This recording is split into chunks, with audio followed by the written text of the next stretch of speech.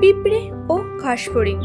অনেকদিন আগে একটি বনে পিঁপড়ে ও এক ঘাসফড়িং থাকতো। একসময় শরৎকালের ঋতু শেষ হতেই পিঁপড়ের দল শীতকালের জন্য তাদের খাবার ও বাসস্থান সুরক্ষিত করতে শুরু করলো। ফড়িংটি দূর থেকে দেখছিল পিঁপড়েদের কাজকর্ম।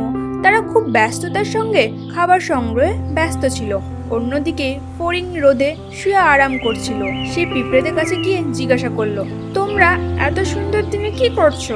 পিঁপড়ে উত্তর দিল, আমরা ঠান্ডার জন্য প্রস্তুতি নিচ্ছি, তোমারও প্রস্তুতি নেওয়া উচিত। পিঁপড়ের কথা শুনে পাত্তা না দিয়ে ফড়িং উড়ে চলে গেল এবং সে রোদ মাখা দিনে প্রজাপতির পিছনে দৌড়াতে লাগলো।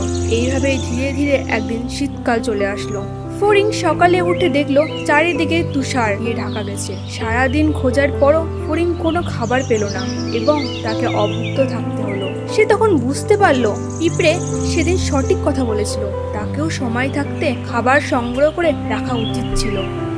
এই গল্প আমাদের এটাই শিখিয়েছে যে কারোর জন্য কখনো অপেক্ষা করা উচিত নয়। সময় থাকতে সঠিক কাজ করা দরকার।